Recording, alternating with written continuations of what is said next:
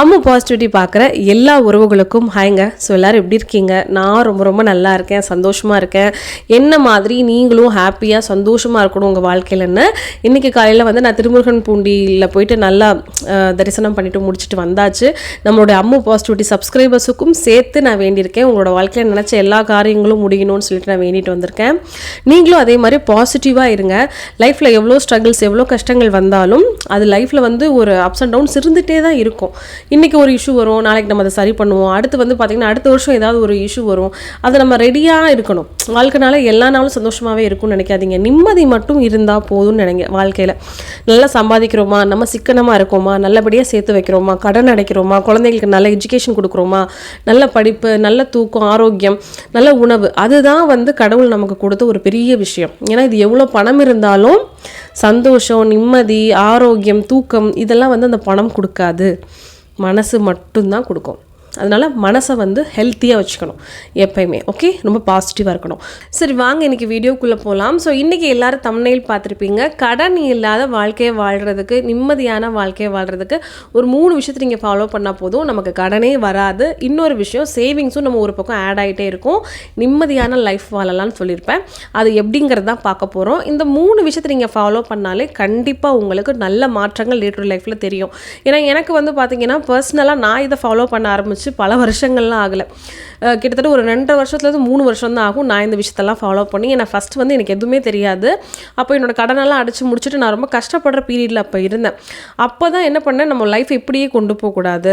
So நம்ம வந்து வருத்தப்படுறத விட நம்ம பாசிட்டிவான திங்கிங்கில் நம்ம கொண்டு வரணும்னு சொல்லிட்டு தான் இந்த விஷயத்த சரியாக நான் ப்ராப்பராக யூட்டிலைஸ் பண்ண ஆரம்பித்தேன். ஃபஸ்ட்டு ரொம்ப கஷ்டமாக இருந்துச்சு. ஏன்னா திடீர்னு ஒரு விஷயத்த நம்ம வந்து பழகும்போது அது கஷ்டமாக தானே இருக்கும்.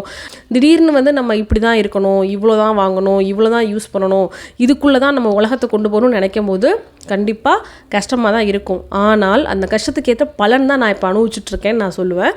ஸோ இந்த 3 முக்கியமான விஷயத்த உங்களுக்கும் நான் ஷேர் பண்ணுறேன்.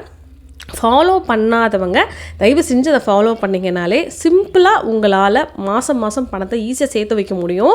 நிறைய பேர் சொல்கிறது என்னென்னா, அக்கா எங்களுக்கு வந்து சேவிங்ஸ் எப்படி பண்ணுறதுன்னு தெரியல, எங்களுக்கு வந்து மாதம் 10 நாள்லேயே சம்பளம்லாம் காலி ஆகிடுது, மாதம் கடைசி வரைக்கும் கொண்டு போக முடியல, டக்குன்னு ஒரு 10,000 20,000 எல்லாம் பக்கத்தில் இருக்கிறவங்ககிட்ட தான் நாங்கள் கேட்குறோம், கடனாக தான் வாங்குகிறோம், கடன் இன்க்ரீஸ் ஆகிட்டே இருக்குது, அடுத்த மாதம் கூட எங்களால் மிச்சம் பண்ணி கொடுக்க முடியலன்னு சொல்கிறீங்க.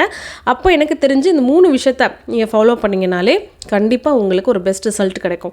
ஃபஸ்ட்டு விஷயம் நான் வந்து லைஃப்பில் மாற்றிக்கிட்டது என்ன அப்படின்னா, பட்ஜெட்டிங். அது சீரியஸாகவே சொல்கிறேன், உங்களுக்கு சூப்பராக வேலை செய்யும். பட்ஜெட் போட்டு ஒரு வீட்டில் ஒரு வைஃப் வந்து குடும்பம் நடத்துனாங்கன்னா கண்டிப்பாக என்ன பண்ண முடியும், அந்த வீட்டை கண்ட்ரோல் பண்ண முடியும். அதுதான் சொல்கிறேன். நிறைய பேர் சொல்கிற விஷயம், என் ஹஸ்பண்ட் தான் கையில் வந்து மணி வச்சுருக்கிறாரு, என்கிட்ட 1 ரூபா கூட கொடுக்க மாட்டாருன்னா, ஹஸ்பண்ட் நல்ல விதத்தில் வந்து குடும்பத்தை கொண்டு போனாரா நமக்கு அது அவசியம் கிடையாது. ஆனால் ஒரு ஹஸ்பண்ட் ஒய்ஃபும் கண்டிப்பாக உட்காந்து இந்த மாதம் 1ஆம் தேதி சம்பளம் வரப்போகுதுன்னா 5 நாளைக்கு முன்னாடியே உட்காந்து வீட்டு வாடகை மாதம் எவ்வளோ, ரெண்ட் எவ்வளோ கொடுக்கணும், எவ்வளோ வந்து கரண்ட் பில் வரும், கேஸுக்கு வந்து மாதம் 3 மாதத்துக்கு ஒருக்க நம்ம எவ்வளோ பே பண்ணணும், தண்ணி கேன் வாங்கினா முதல் கொண்டு அது வெஜிடபிள்ஸ்க்கு எவ்வளோ, நான்வெஜ்ஜுக்கு எவ்வளோ, ஸோ கிச்சன் ஐட்டமுக்கு எவ்வளோ நமக்கு செலவாகும், ஸ்நாக்ஸுக்கு பசங்களுக்கு எவ்வளோ செலவாகும், ஃப்ரூட்ஸுக்கு எவ்வளோ செலவாகும். ஸோ இந்த மாதிரி ட்ராவல் எக்ஸ்பென்சஸ் நிறைய இருக்குல்ல. உங்களுடைய தேவைக்கு சரியான பட்ஜெட் என்னவோ அதுலேருந்து ஒரு கூடவே ஒரு 500 ரூபாய் எடுத்து வச்சுக்கோங்க. இதுதான் ஃபஸ்ட்டு ஸ்டெப் சொல்கிறேன். இது நீங்கள் அதிகமாக யூஸ் பண்ணுறீங்கன்னா அதை குறைச்சிடுங்க. உங்களுக்கு தெரிஞ்சிடும் எதில் நம்ம அதிகமான பணத்தை போடுறோம், கஷ்டப்பட்டு சம்பாதிக்கிற காசு அன்வான்டாக எதுலெல்லாம் போடுறோன்னு உங்களுக்கு தெரிஞ்சிடும். அப்போது அதை என்ன பண்ணுங்கள், ஃபஸ்ட்டு ஒரு பட்ஜெட்டிங் பண்ணுங்கள், ஃபஸ்ட்டு எழுத ஆரம்பிங்க. அது ரொம்ப ரொம்ப முக்கியம். ஏன்னா இந்த பட்ஜெட்டிங்கிற ஒரு விஷயத்தை நீங்கள் கொண்டு வந்தால் தான் உங்களால் சேவிங்ஸ்குள்ளேயே போக முடியும். இது ஃபஸ்ட்டு திங். 2வது முக்கியமான விஷயம் நான் ஃபாலோ பண்ணது, ஃபார் எக்ஸாம்பிள் 10,000 ரூபாய் இப்போ என் ஹஸ்பண்ட் வந்து சம்பளம் வாங்குறாருன்னா மாதம் குறைஞ்சது 2000லேருந்து 3000 ரூபாய் நான் சேர்த்து வைக்கணுங்கிறத மனசில் தயவு செஞ்சு அதை ஒரு பதிவாக வச்சுக்கோங்க. புரியுதுங்களா? ஸோ மாதம் தான் மீதி இவ்வளோ இருக்குல்ல, ஒரு 10,000 சம்பளத்தில் 7,000 ரூபாய் செலவு பண்ணிட்டோம், 3000 ரூபாய் இருக்குல்ல, அந்த 3000 எடுத்து நம்ம வந்து நல்லா செலவு பண்ணலாம், இல்லை நம்ம எதாவது பர்ச்சேஸ் பண்ணிக்கலான்னு தயவு செஞ்சு நினைக்காதீங்க. ஏன்னா இன்றைக்கி நீங்கள் சேர்த்து வைக்கிற அந்த ஒரு 30% அவங்களோட இன்கமில் 30% to 20% அமௌண்ட்டு தான் உங்களுக்கு ஃப்யூச்சரில் உங்களுக்கு ஒரு 50 வருஷம் கழித்து நீங்கள் வந்து கவர்மெண்ட் ஸ்டாஃபாக இல்லாமல் இருக்கலாம். கவர்மெண்ட் ஸ்டாஃபுக்கே இப்போ பென்ஷன் கிடையாது. அப்போ உங்களோட வாழ்க்கைக்கு வாழ்வாதாரத்துக்கும் சரி, பசங்களுக்கு ஹெல்ப் பண்ணுறதுக்கும் சரி, அவங்களுக்கு ஒரு கல்யாணம், அவங்களுக்கு எஜுகேஷன், இது எல்லாத்துக்குமே கடன் சொல்லிட்டு நம்ம அந்த கடனுக்குள்ளே போய் விழுகிறதுனால தான் அதுலேருந்து நம்ம மீண்டு வர முடியாமல் இந்த வாழ்க்கையை வந்து நிம்மதி இல்லாமல் நமக்கு போகுது. புரியுதுங்களா? ஸோ அதை நம்ம ஃபஸ்ட்டு ஃபாலோ பண்ணணும். 3வது விஷயம், நீங்கள் கம்பல்சரி சிஸ்டராக இருந்தாலும் சரி, பிரதர்ஸாக இருந்தாலும் சரி, நான் சொல்கிறது தப்பாக எடுத்துக்காதீங்க. நமக்குன்னு ஒரு லெவல் இருக்குல்ல. இப்போ நான் வந்து 10,000 சம்பளம் வாங்குறேன்னா நான் என்னென்னலாம் பண்ணலான்னு ஒன்று இருக்குது. அதைத்தான் நம்ம என்ன பண்ணணும். புரியுதுங்களா? அது வந்து நீங்கள் அந்த மாதிரி இப்போ ஆரம்பித்தாதான் ஃப்யூச்சரில் உங்களால் நிறைய சேவிங்ஸ்குள்ளே போய் உங்களுக்கு இருக்கக்கூடிய கடனையும் நீங்கள் அடைச்சி அடுத்த லெவல் ஆஃப் உங்கள் லைஃப்பை கொண்டு போக முடியும். அது யார் மனசையும் ஹர்ட் பண்ணுறதுக்கு நான் சொல்லலை. ஏன்னா பக்கத்து வீட்டுக்காரோட அப்பா வந்து 50,000 சம்பளம் வாங்கும்போது அவங்க வந்து மெட்ரிகுலேஷனில் படிப்பாங்க, சிபிஎஸ்சியில் படிப்பாங்க, அவங்களும் நல்லா படிக்கிற பசங்களாக இருக்கலாம். அது வந்து செகண்டரி. ஆனால் த கம்பேரிசன் பிட்வீன் குழந்தைங்களுக்கு சின்ன வயசுலேருந்தே வரக்கூடாது. நம்மளாக இருந்தாலும் சரி, ஒரு பேரண்ட்ஸாக இருந்தாலும் சரி, அவங்க அது பண்ணுறாங்க, நம்ம பசங்களுக்கு அது பண்ணுவோம், அந்த மாதிரி தயவு செஞ்சு நினைக்காதீங்க. கல்யாணத்தில் இருந்து, எஜுகேஷனில் இருந்து நம்மளால் நம்ம பசங்களுக்கு என்ன பெஸ்ட்டாக கொடுக்க முடியும், சேவிங்ஸை தவிர்த்து தான் இந்த விஷயத்துக்குள்ளே பண்ணணும்.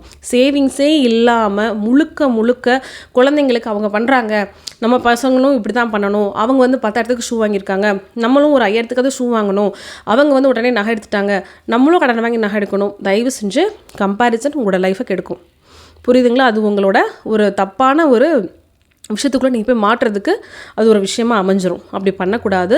நம்மளை மாதிரி மிடில் கிளாஸ் பீப்புளும் சரி, லோயர் கிளாஸ் பீப்புளும் சரி பண்ணக்கூடிய ஒரு மிஸ்டேக் என்னென்னா, கம்பேரிசன் பண்ணி பணத்தை இழக்கிறது தான். ஏன்னா மாதம் 50,000 1,00,000 சம்பளம் வாங்குறவங்களுக்கு ஈஸியாக என்ன பண்ணலாம், வாரத்துக்கு 4 நாள் அவங்க வந்து வெளியே அவுட்டிங் போகலாம்.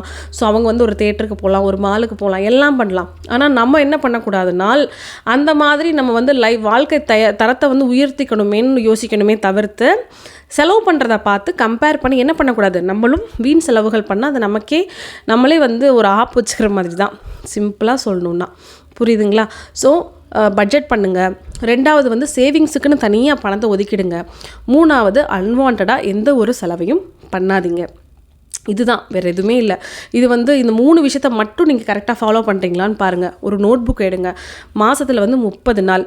நான் ஃபஸ்ட்டெல்லாம் எனக்கு இதை ஃபாலோவே பண்ண முடியல, ரொம்ப கஷ்டப்பட்டேன். புரியுதுங்களா?